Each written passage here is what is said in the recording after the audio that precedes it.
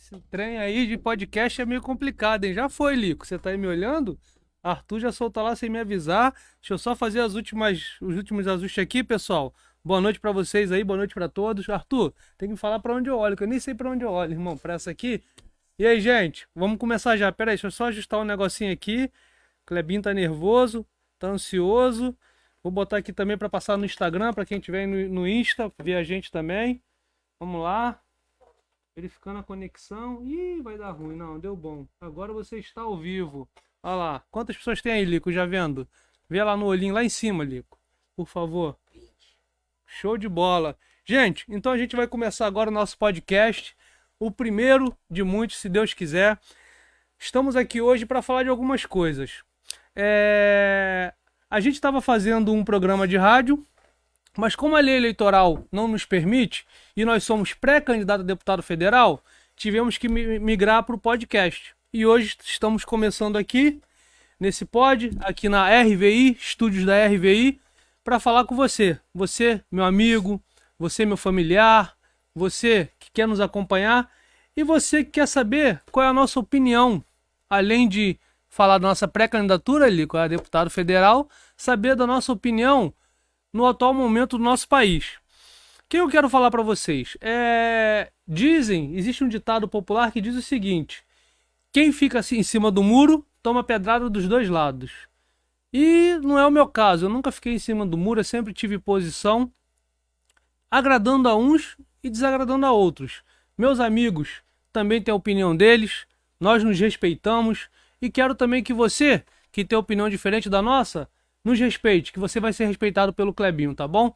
Então a gente vai começar a falar aqui já de pronto qual é o nosso posicionamento político. Vai vir a eleição agora. A gente sabe que a eleição está muito polarizada. Muito mesmo. Pesquisa. A gente não tem como acreditar nas pesquisas da forma que é colocada, porque a gente vê que as últimas que tiveram em outras eleições, o resultado foi diferente do que ela falava. Eu sou um cara que eu vivo na política desde 2000 e a gente sabe que pesquisa sempre é uma referência, mas ela sempre muda também. Então, a nossa opinião é o seguinte: a gente precisa realmente viver um momento novo, mas como seria esse momento novo para mim, pro Clebinho? Momento novo é um país sem pandemia, um mundo sem pandemia, um lugar sem guerras, porque hoje a gente vive uma guerra na Ucrânia. E com certeza, quando há uma guerra em um país, ou uma recessão num país vizinho, não precisa ser guerra não. Quando um país aqui do Mercosul ele está numa recessão, acaba a gente sentindo os efeitos. Então, quer dizer, a gente precisa de um momento novo nesse sentido. Para deixar o suspense de lado para algumas pessoas e para falar, eu vou logo dizer minha opinião aqui política e meu posicionamento. Eu serei pré-candidato a deputado federal e me alinharei, como já sempre falei. Vamos lá, bonito, vamos embora, gente. Eu me alinharei ao 22. Eu serei pré-candidato no Podemos 19 e o meu lema vai ser o seguinte: eu serei alinhado com as questões do presidente Jair Bolsonaro. Por quê? Agora vai lá. Agora começou o podcast. Agora começou. Por quê? Porque eu trouxe algumas coisas aqui pra gente falar. Vamos falar primeiro de quem? Vou deixar você escolher, Lico, você tá aqui na minha frente. Vamos falar primeiro dos ex-governos do PT. A minha opinião, tá, gente? Vocês não precisam concordar, mas também não precisam jogar pedra. Ou vamos falar do atual governo? O que você prefere, irmão? Enquanto isso eu bebo uma água. Então vamos lá. O presidente Jair Messias Bolsonaro, ele foi eleito no momento de crise política que vivíamos. Por que eu digo crise política? A gente vivia um momento que a política estava muito desacreditada. E ainda está. Mas a gente vivia um momento de crise, um momento em que houveram prisões de empresários, de políticos. Eu trouxe até uma relaçãozinha aqui e eu vou ler rapidamente para vocês aqui. Na Operação Lava Jato, houveram algumas dezenas, se não chegou a centenas de prisões. Aí vamos começar por que um dos motivos, Lico, de eu não votar e não me aliar ao PT. Aloysio Mercadante, ex-ministro da Casa Civil, um dos homens de confiança do ex-presidente Lula. Ele foi investigado pela Lava Jato. Antônio Palocci, homem de confiança também, foi investigado, foi condenado e ainda fez delações contra o ex-presidente Lula. Delúbio Soares, também homem de confiança, ex-tesoureiro do PT, também foi investigado e foi condenado. Só para dar uma pausa aqui. Tanto eu vim firmar aqui qual é a minha posição, que eu vim com o casaco do Flamengo, que eu sou flamenguista também. Então isso fique também posto, né não, Lico? Vamos lá. Aí vamos falar agora da ex-presidente Dilma Rousseff. Foi outra também. Ela foi denunciada, foi acusada, foi investigada pela Lava Jato. Entre a Dilma a gente vai falar de outras coisas daqui para frente, que eu também trouxe aqui para a gente debater. Fernando Haddad agora também foi candidato a presidente do Brasil na última eleição, também foi investigado, foi indiciado. Fernando Pimentel, governador de Minas Gerais. Gente, todos esses nomes que eu estou falando são pessoas, figuras, primeiro escalão do PT. E eu faço aqui uma ressalva. Se a gente hoje, novamente, votar Lula, eleger Lula, eu vejo a maioria desses que estão aqui voltando à cena do crime. Se não voltarem por eles mesmos, se tiverem impedimentos políticos e jurídicos, eles voltarão através de laranjas. Que se vocês não sabem, na política também tem laranja. Na política tem aquele candidato que vai para defender interesses dos que colocam lá. Então vamos dizer aqui, vamos citar o nome aqui. O Delúbio Soares. Se ele não puder ser candidato, se ele tiver algum impedimento no TSE, se ele tiver inelegível, ele vai lá e lança um parente, lança uma filha, um filho, um irmão, para defender os direitos deles. Onde eu tinha parado? Parado na Dilma. Fernando Haddad, também falei. Fernando Pimentel, também falei. Gleisi Hoffmann, presidente do PT. Ela é réu e o caso está no STF. Como ela tem foro privilegiado, que ela é senadora, ela subiu, Lico. Tá subindo, tá crescendo, Lico. O Lico tá falando que a audiência tá caindo. Olha lá. Vambora. O Lico é Lula. O Lico do meu lado, ele é lulista, por isso que ele fica aqui querendo fazer isso. Vamos lá. A Gleisi Hoffmann, ela tá impedida, mas o caso dela tá no STF. Vamos lá, quem mais? Guido Mantega. Olha só, gente, eu só falei até agora só do primeiro escalão do PT. E eu tô lá também no Telegram do presidente, tá? Vamos lá. Tá só subindo, Lico.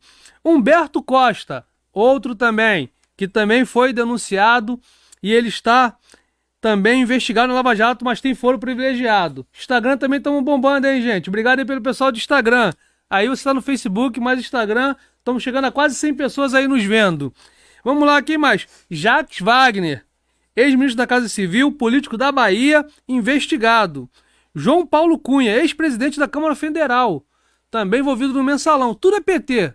Não adianta. Todo mundo é PT aqui. João Vacari Neto, ex-tesoureiro do PT, também condenado em primeira instância. José Dirceu, ex-ministro da Casa Civil, condenado no mensalão e está em prisão domiciliar pela Operação Lava Jato. Vamos lá, quem mais? José Genuíno, só nomes conhecidos, só alto escalão do PT. Também, ex-presidente do PT, condenado no mensalão, está em regime domiciliar. Gente, eu estou aqui relatando esses nomes para vocês saberem por que eu não me vejo alinhado pedindo voto para o PT e ao lado do PT. Aí vamos lá, Lindbergh Farias. Esse aí é um nome muito conhecido da gente aqui que é do estado do Rio de Janeiro. Nós conhecemos ele. Ele foi prefeito de Nova Iguaçu, não é isso? Foi prefeito de Nova Iguaçu, vereador no Rio, agora acho que ele está senador. Mas também, no caso Lava Jato. Vou deixar aqui o Lulinha por último. Lulinha está aqui também. Mas vamos lá, Marco Maia, ex-presidente.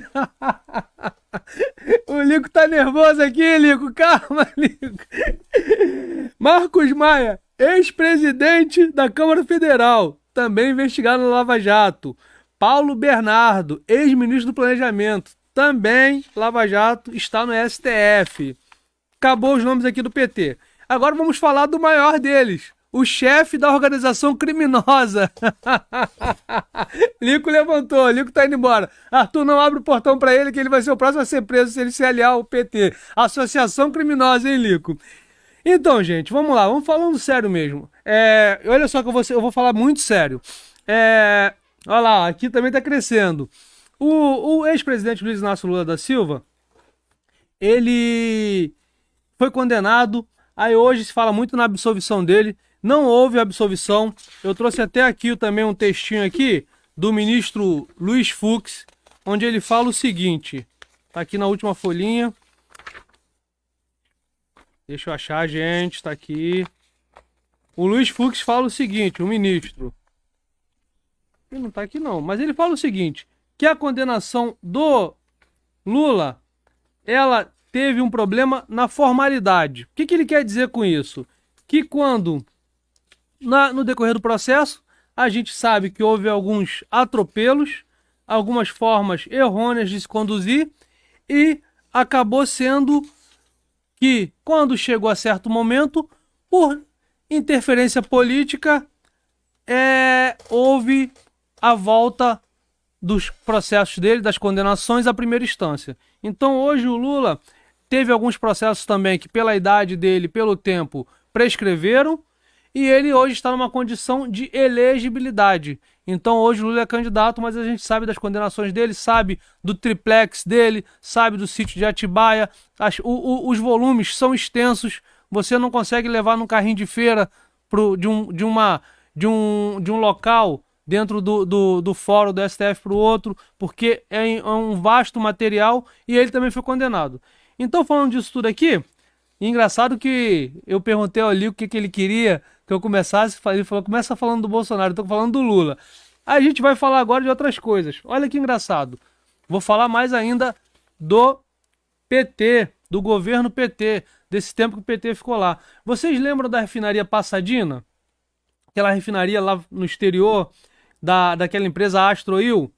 Em 2006, em 2006, o Conselho Administrativo da Petrobras, presidido por Dilma Rousseff, que na época era ministro da Casa Civil, autorizou a compra da metade da refinaria que pertencia à Astro Oil. A estatal brasileira teve prejuízo de 792 milhões de dólares nessa compra. E isso, na época, foi a Dilma, que era ministra da Casa Civil e era presidente do Conselho, que autorizou.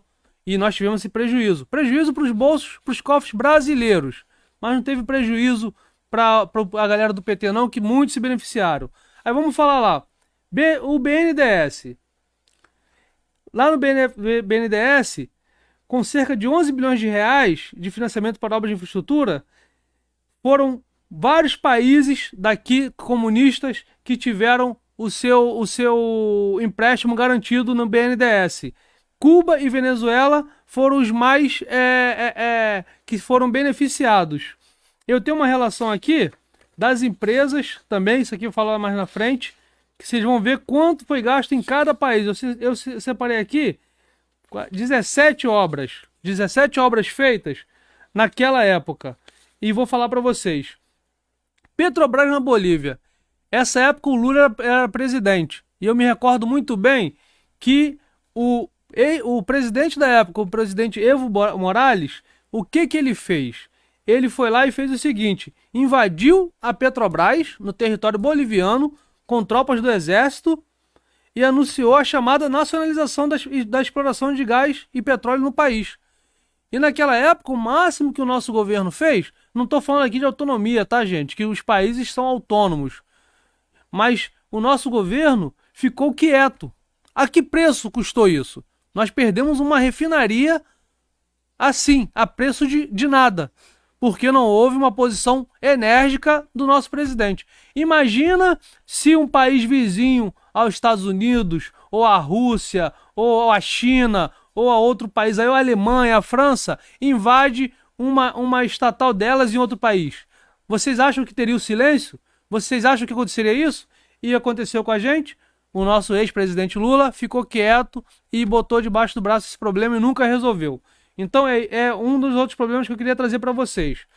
Processo de Lula, achei. Tá aqui o texto do nosso amigo, nosso ministro Fux.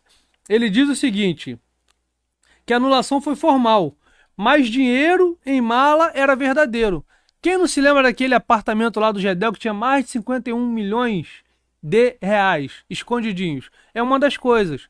Quanto dinheiro, eu não trouxe esse número aqui, falha da gente, mas quanto dinheiro foi repatriado da Operação Lava Jato. Se os crimes não houveram, não existiram, por que que todo aquele dinheiro foi repatriado? Então, é mais um indício, uma prova que houve sim os crimes. E como é que a gente vai, gente? É isso que eu falo. Como é que a gente vai acreditar e votar no PT? É o meu posicionamento, tá? E eu tô trazendo aqui para vocês. Eu, como pré-candidato a deputado federal, tenho que me posicionar e foi essa a forma, foi as formas, os meios pelos quais eu vi que não poderia ser deste lado que eu teria que ficar. Eu teria que ficar do lado que eu acho que é o correto. Então vamos lá. Agora eu quero falar para vocês das empresas. As empresas que foram beneficiadas na Lava Jato e foram investigadas, condenadas. Odebrecht, uma das mais famosas. OAS, também muito famosa. Camargo Correia, Andrade Gutierrez, Queiroz Galvão. Gente, atentem para esses nomes que eu tô falando, que lá na frente, daqui a pouco, né, vocês vão ver que quando eu falar daqui, todas aquelas empresas, todas aquelas obras que eu falei para vocês, que falarei lá do exterior, vocês vão reparar que elas aparecem figurando lá. Era surpresa, mas já tô falando. Vamos continuar. UTC Engenharia, Engevix, IESA Óleo de Gás, Toyo Cetal, Mendes Júnior, Galvão Engenharia, Scansica e Promo Engenharia, além da GDK, da Tequinte, da Carioca, Nielsen Engenharia, da Refinaria Abreu Lima e da Toma Engenharia. Foram outras empresas aqui que a gente trouxe para cá. Gente, olha só. Quanto tempo tem aí já que eu estou falando?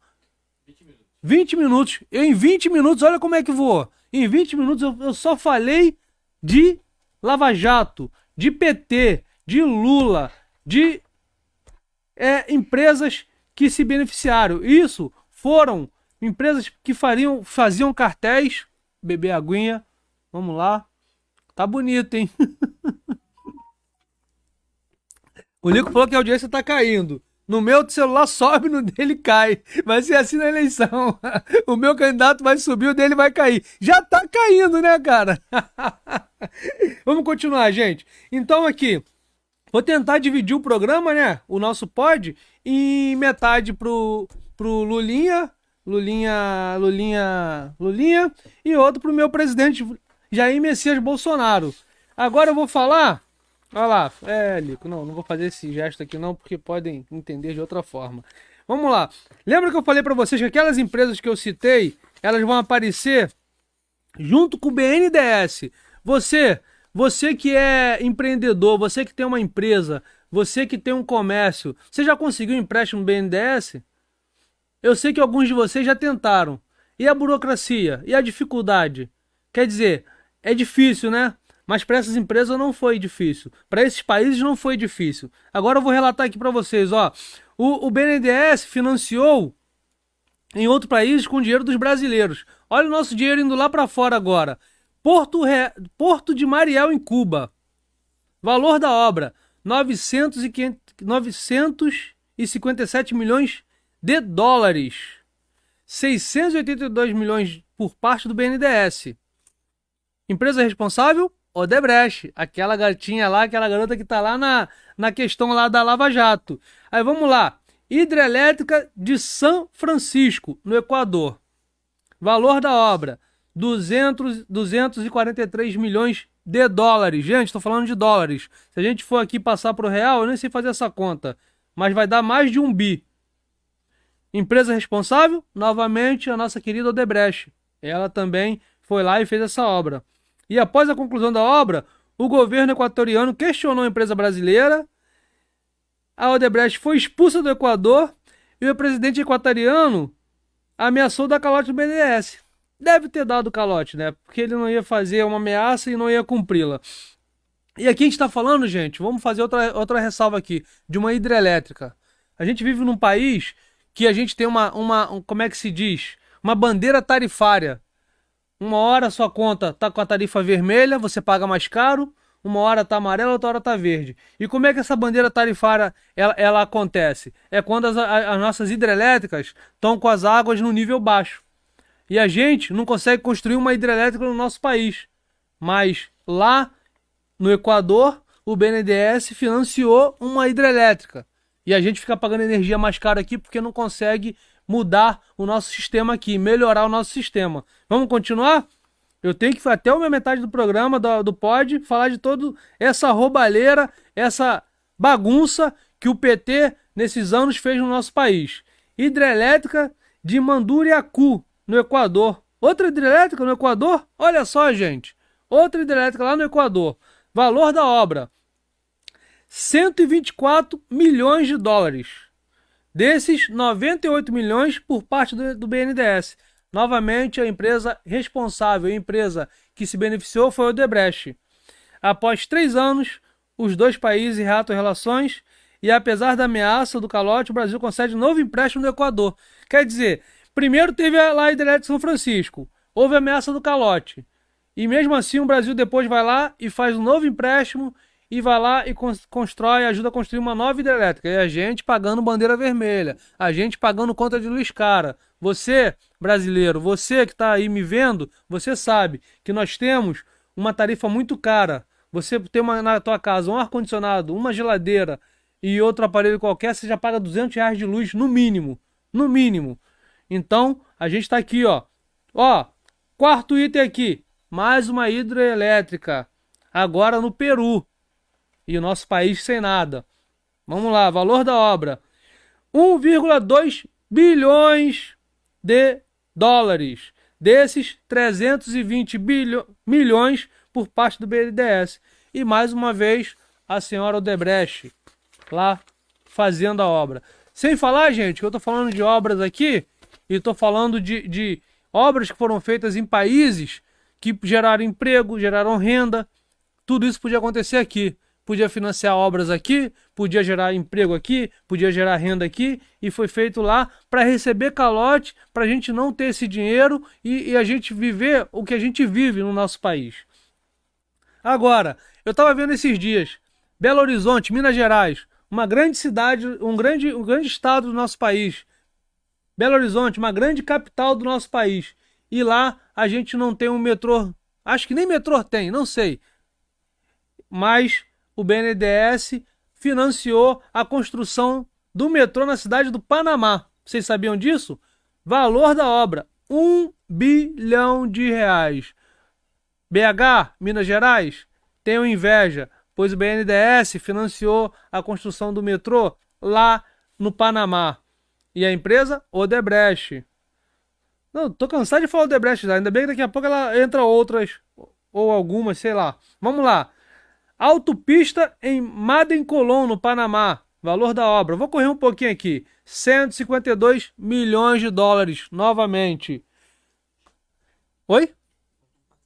Faltam 4 minutos para a gente matar isso aqui. 152 milhões. Valor da obra: 152 milhões. Empresa Odebrecht, mais uma vez. Vamos lá agora. Aqueduto de Chaco, na Argentina. Valor da obra: 180 milhões. Do BNDES. Milhões de dólares, falo para vocês novamente. Empresa responsável, OAS. Viu? Mudou. Agora foi a OAS, que também está naquela relação das empresas investigadas na Operação Lava Jato. Vamos lá. Linha 3 e 4 do metrô de Caracas, na Venezuela. Valor da obra: 732 milhões de dólares. E novamente a empresa responsável foi a Odebrecht. Segunda ponte sobre o rio Orinoco, na Venezuela. Valor da obra: 1,2 bilhões de reais. 300 milhões por parte da Odebrecht.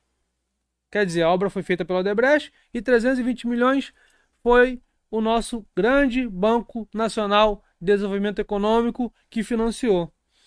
Barragem de Momba, Major, no Moçambique. Valor da obra: 460 milhões. Desde 350 milhões financiados pelo BNDES. Gente, é uma relação extensa. Vou correr. Aeroporto também está em Moçambique. 200 milhões, BNDES. Empresa Odebrecht. BRT, da capital de Maputo. Aqui no Rio a gente está há quase 6 anos, não consegue terminar o nosso BRT. Mas lá o BNDES em Maputo financiou 220 milhões. A empresa também foi a Odebrecht. Outra hidrelétrica, agora na Nicarágua. Paga a conta de luz cara? Olha o Brasil, olha o BNDES, olha o Brasil financiando obra para melhorar a energia de outros países. Empresa responsável, Queiroz Galvão. Projeto Aciel é o Norte, na Bolívia. Valor da obra, 199 milhões. Gente, vamos ser sinceros. Se é um governo sério, se é um país sério, a gente tem certeza que depois de um presidente ir lá e nacionalizar uma empresa que não era dele, que era nossa, jamais que a gente financiaria, que a gente deixaria um banco que é nosso, que é nacional, financiar a obra num país desse. Então, mas com o PT pôde fazer sim. E agora, para acabar, exportação de 20 aviões para a Argentina. Valor da obra, valor da exportação, 595 milhões de dólares. Empresa responsável, Embraer. Esses foram as questões que eu trouxe hoje para vocês, para me pautar, me basear, porque eu não tenho como votar PT. Porque eu não tenho como votar PT. Agora, gente, obrigado aí pela audiência de todos. Eu nem tô conseguindo ver. Cadê? Patrícia entrou aqui. Obrigado, Patrícia. Aloysio Lacerda. Ô, Aloysio. Fala aí, cara. O Vascão vai voltar pra primeira divisão, hein? Tô aqui com o Lico. O Lico virou vascaíno, hein? O Lico agora é vascaíno. Vamos lá agora. Vamos continuar. Agora, gente, falando mais sério do que nunca. Ó, bateu certinho, viu, Lico? Vai ser o tempo de beber a água. Gente, ó, não parece não, mas eu tô ainda um pouco nervoso, tá? Primeira vez no pod, tá um pouquinho nervoso. Mas vamos lá. Agora, gente, a gente vai falar. Deixa eu falar uma coisa pra vocês. A gente tem que sempre na vida tomar decisões. Eu acredito muito nas pessoas, acredito muito no meu país. Acredito muito que a gente pode fazer um lugar melhor. E assim, a gente tá falando aqui uma coisa, mas eu quero deixar bem claro pra vocês. Eu tenho que ter lado e escolhi meu lado. Mas a vida de ninguém muda por causa de presidente A, B ou C. A nossa vida muda por causa das nossas atitudes. Então, gente, façam as suas escolhas como eu fiz a minha, mas não responsabilize ninguém pelo teu momento, pelos teus erros ou pelos teus acertos. Responsabilize sim você. Vamos lá. Eu vou falar agora aqui de algumas coisas que... Primeiro eu quero fazer uma aqui. Eu separei duas coisas. Para o primeiro podcast, eu fiz questão de trazer o seguinte. Eu trouxe aqui, sem demagogia, sem hipocrisia. Eu precisava colocar alguma coisa aqui que trouxesse força para mim. Que trouxesse força nessa mesa aqui de podcast.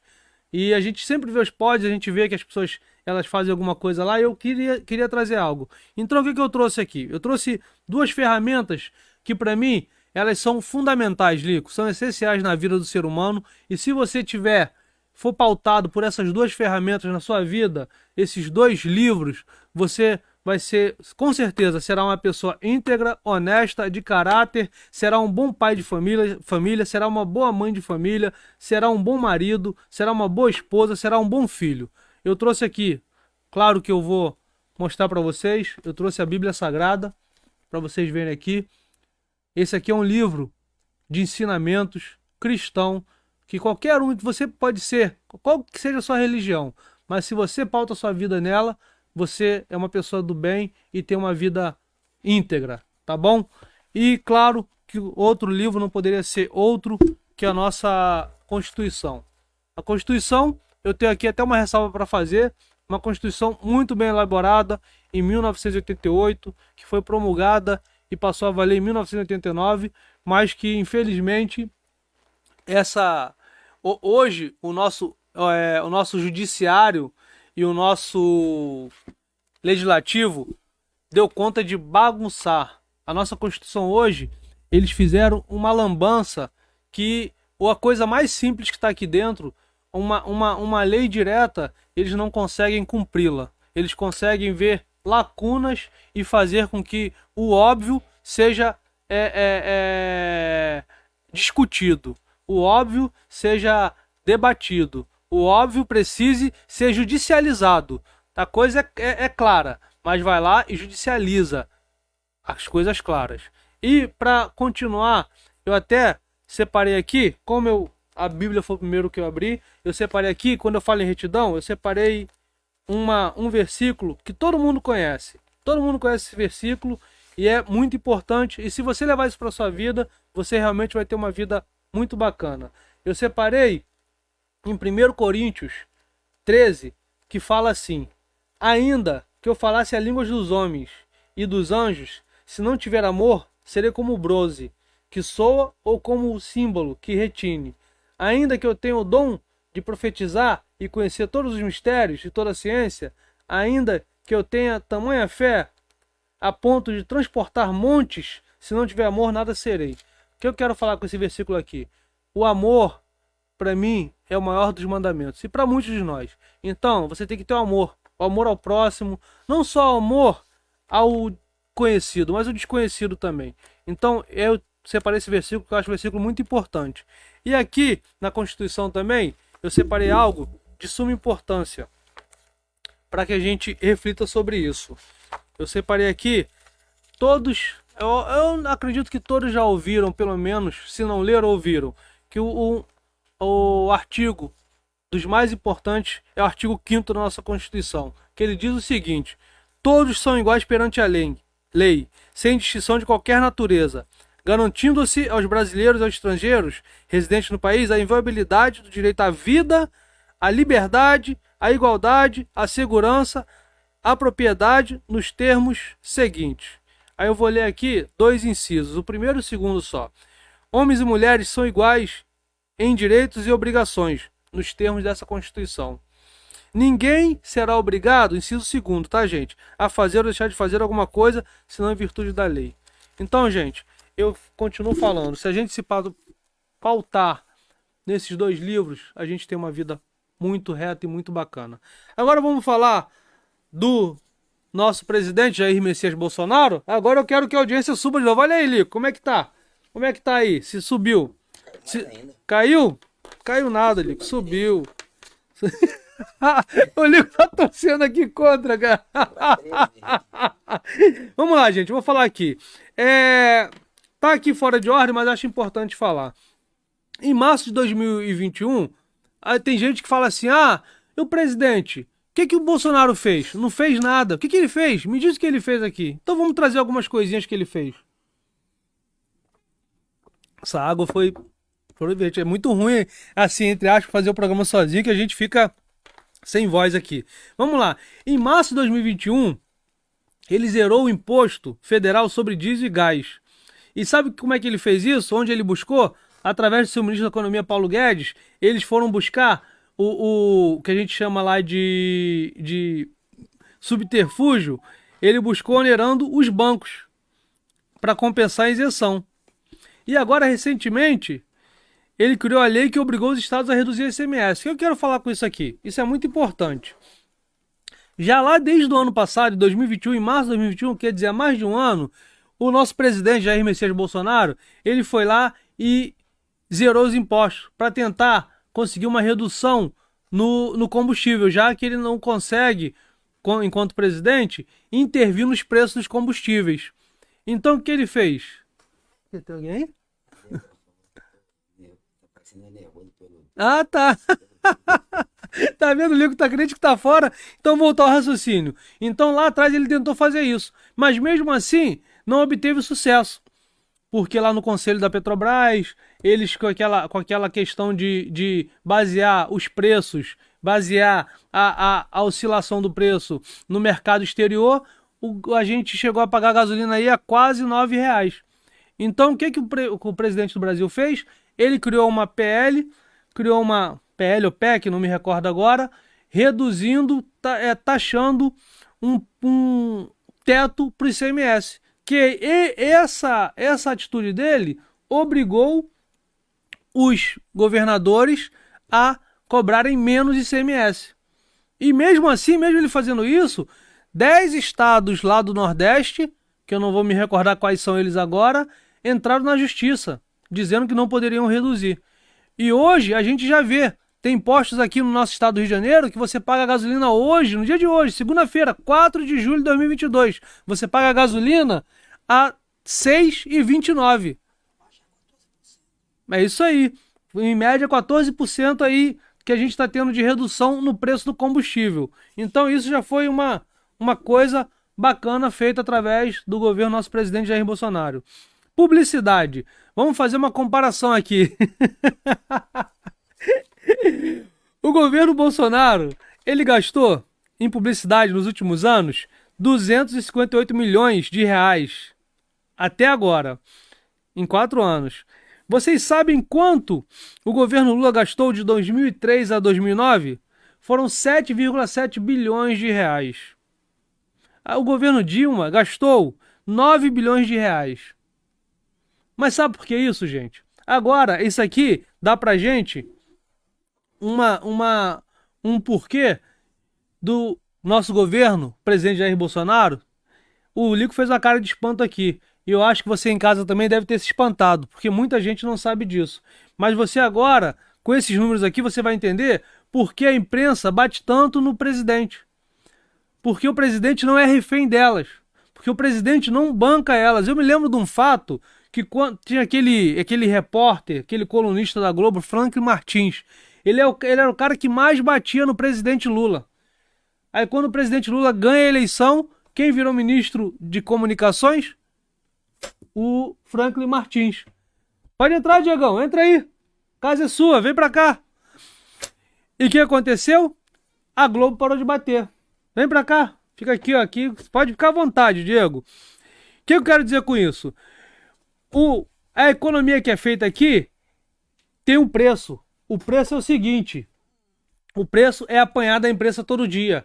É fake news. Outra coisa, ele apanha, qualquer coisa que ele fala, que ele faz, a imprensa bate, e tem o outro lado também. Qualquer coisa que ele faz de positivo, a imprensa quase não divulga, ou não divulga, porque para ela não é interessante. Até eu estava vendo uma repórter que era da Record falando que teve um caso de uma empresa de caixa de fósforo que ela passou a não financiar um programa. Ela passou a não financiar o programa. Aí essa empresa de televisão, o que ela fez? Ela pegou a caixinha de fósforo e começou a contar. Na caixinha de fósforo vinha escrito que tinha 20 palitos ali. Ela começou a contar e viu que só tinha 17, 18 e começou a falar mal da empresa. Olha só, aqui ao vivo para vocês a caixinha, pode ver. Começou a bater tanto nessa empresa que essa empresa retornou a pagar publicidade e muito mais caro, quase o dobro. Então esse é o problema hoje do nosso presidente Jair Messias Bolsonaro. Por ele gastar menos com as empresas aí de esquerda, Globo, essas revistas, esses outros canais, ele apanha mais e tem menos os seus feitos divulgados. Vamos lá para mais uma coisa. Quem tem CNH aí? Quanto tempo você gastava com a CNH? Era 5 anos para renovar. Não era, Diegão? Isso aí. É agora. Prazo de validade mudou de 5 para 10 anos. Quem tem sua CNH agora vai ficar 10 anos sem precisar renovar. Outra coisa, a indústria do Detran. Você fazia 20 pontos, tinha que fazer a reciclagem. Verdade. Agora são 40 pontos. E mais interessante disso, 40 pontos para mim, para você, Lico, para o Diego, que nós não somos motoristas remunerados. A gente não trabalha com trânsito. Porque quem trabalha com trânsito é o seguinte: a CNH também são 40 pontos, independente da gravidade das infrações cometidas. Então, quer dizer, mudou essa indústria. É outro feito do nosso presidente. Aí vamos lá. No auge da crise, vocês se recordam que o presidente Jair Messias Bolsonaro criou o Auxílio Brasil? Que dizem que era foi proveniente do Bolsa Família e não sei o quê, mas ele foi lá e criou o Auxílio Brasil a partir de R$ 400 para as famílias. Eu me recordo, vou fazer um relato aqui. Não vou falar o nome da pessoa, do santo, mas um vendedor de bebida, falou que esse Auxílio Brasil, se eu não me recordo, foi entre março e abril de 2020 ou 2021. Eu me recordo que esse vendedor de bebida falou o seguinte: eu nunca vendi tanta bebida igual vendi agora, que as pessoas consumiram até bebida. Isso aí eu não estou fazendo crítica não, você consuma como quiser. Até porque o comerciante, né, Lico, ele também precisa sobreviver. Que a pessoa gasta lá no botequinho bebendo uma cerveja ou bebendo uma cachaçinha, o dono do comércio vai comprar o arroz também, vai comprar o feijão, vai comprar o chinelo pro seu filho. Então, no auge da pandemia, foram bilhões colocados do governo no comércio local, na mesa do brasileiro, em tudo isso. E isso foi através do nosso presidente Jair Messias Bolsonaro. E o que ele fez agora? Ele aumentou. Agora, o valor mínimo do Auxílio Brasil vai ser de R$ 600. E ainda mais, vai ter um cartão que você vai conseguir comprar até no débito.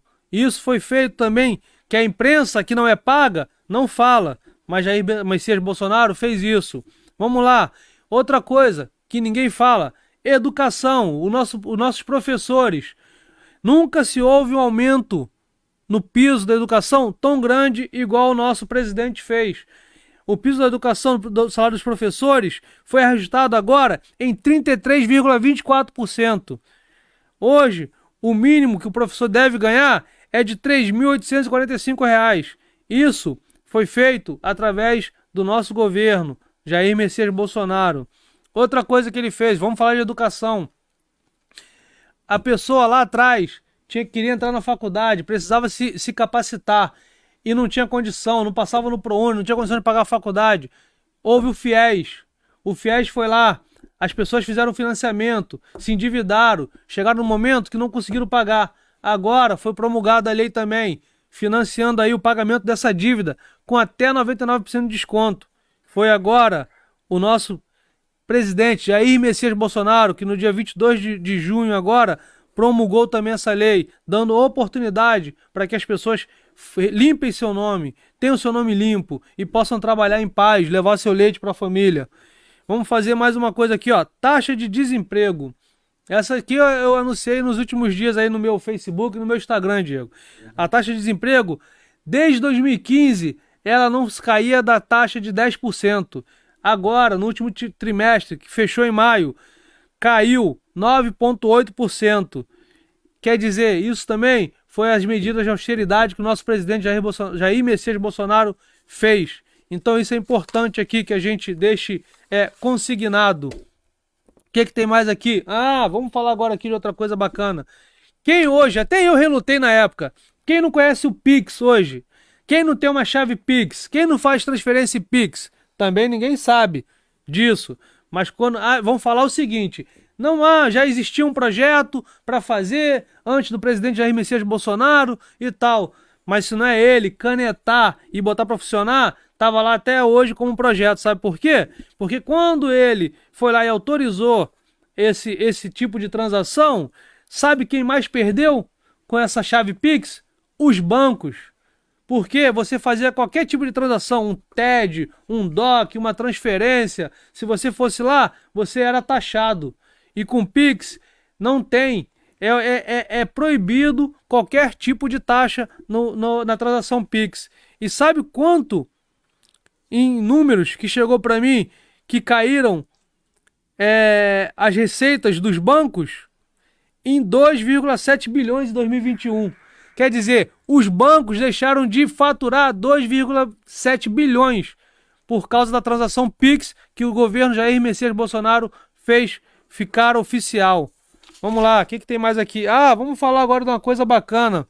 Gente, obrigado aí pela audiência, tá? A gente manteve aí uma média aí bacana, é o nosso primeiro programa, a gente não é influencer, a gente não é famoso, mas a gente tem amigos que nos acompanham e acreditam na gente. Então, muito obrigado aí por todos aí que têm assistido. Daqui a pouco a gente até manda um abraço pra galera aí. Olha, que bacana. Pô, obrigado, gente. 73 curtidas, 173 comentários. Obrigado, gente. Eu vou responder todos assim que possível, tá? Mas vamos falar de outra coisa bacana aqui. Quanto tempo tem, Arthur? Fala aí pra mim. 13 minutos que faltam. A Débora tá te vendo lá no vidro, hein? Vamos falar. Outra coisa que virou uma questão aí de muita discussão. Quando o presidente fala da Lei Rouanet, que beneficiava. É mais uma coisa. A gente tem que falar a verdade. A Lei Rouanet, eu nunca vi. A gente conhece artistas aqui. Eu conheço aqui um menino aqui em Bahia. Eu conheço vários que são artistas, que eu tenho certeza que tentaram montar um projetinho, tentaram buscar um projeto, tentaram colocar sua arte aí na rua, mas não conseguia. mas os grandes artistas conseguiam. Aqueles que estavam aliados com o PT conseguiam milhões, fortunas para fazer as suas peças. E o presidente Jair Messias Bolsonaro, ele mudou tudo isso. Ele fez uma mudança, uma alteração.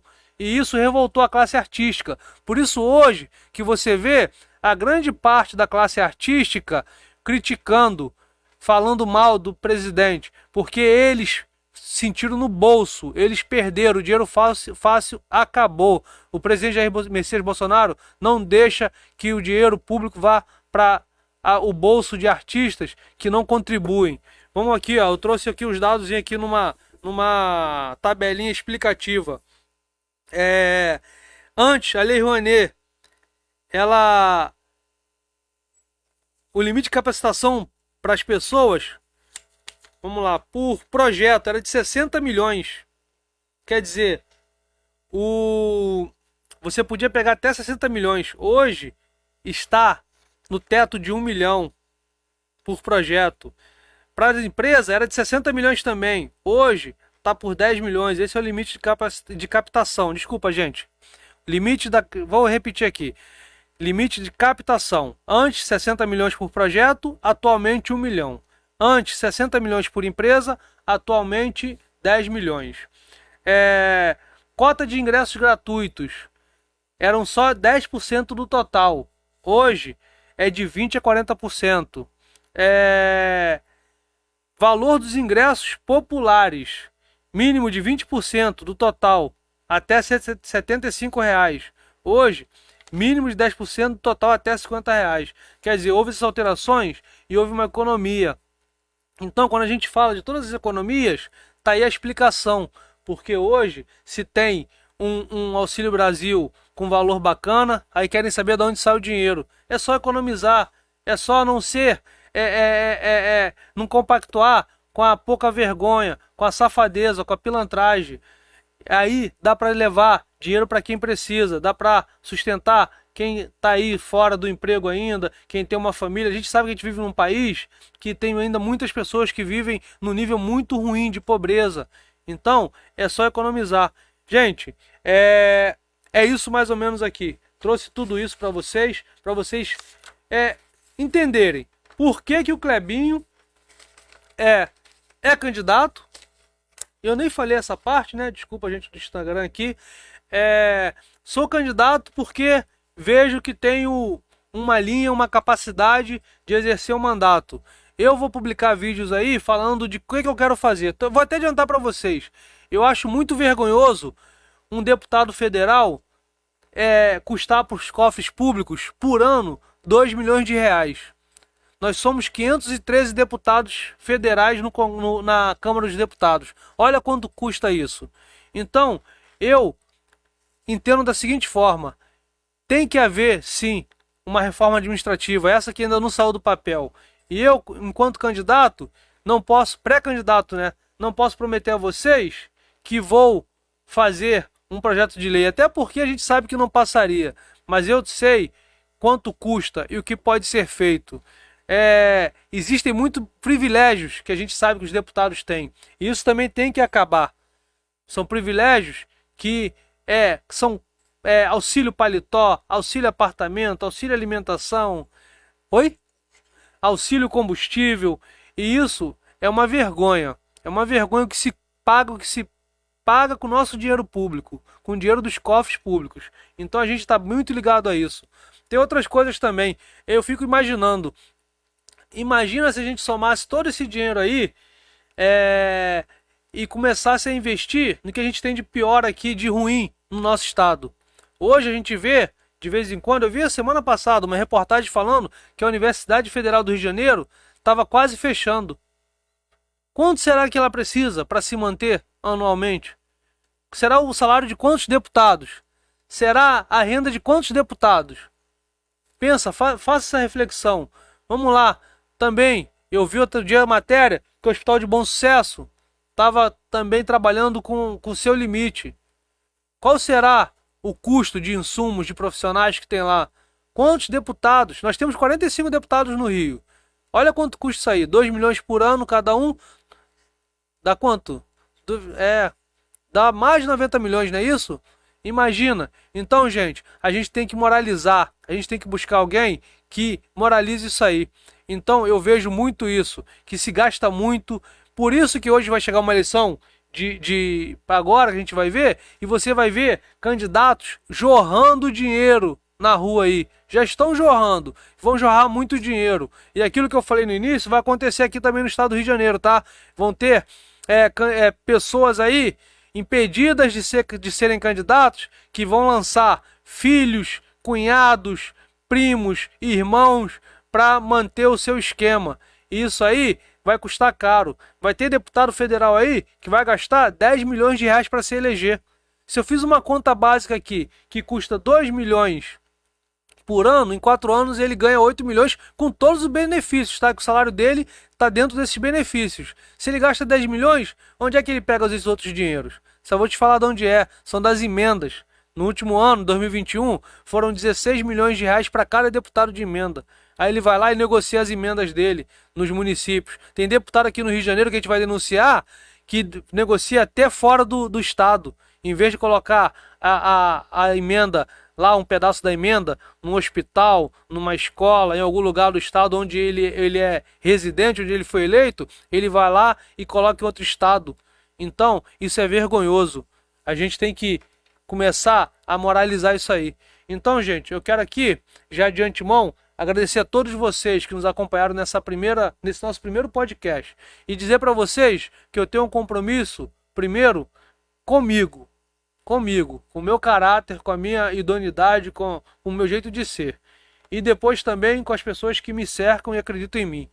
Eu tenho um filho de 13 anos, que vai fazer 14 agora em novembro, e eu jamais quero envergonhá-lo.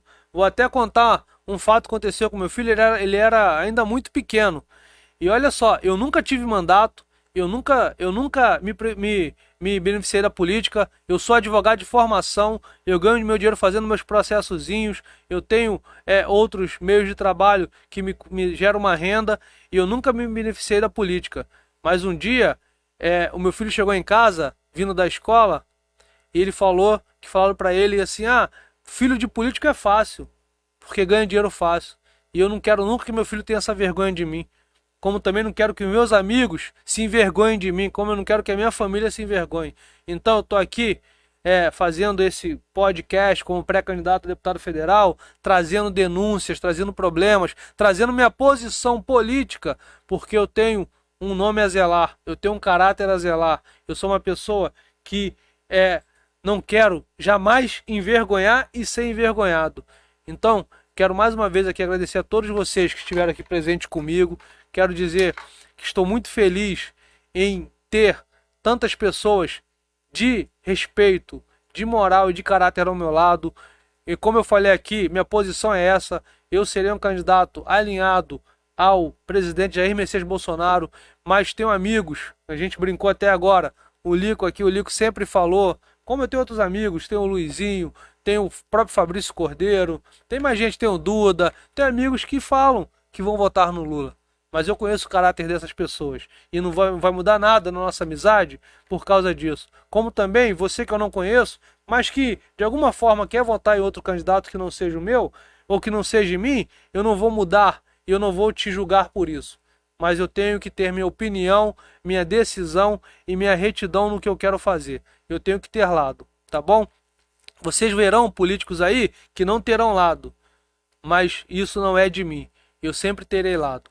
Tá bom, gente? A gente tá aqui quase já no finzinho, a gente tá quase terminando, e eu quero muito mesmo agradecer a cada um de vocês por ter participado dessa live aqui.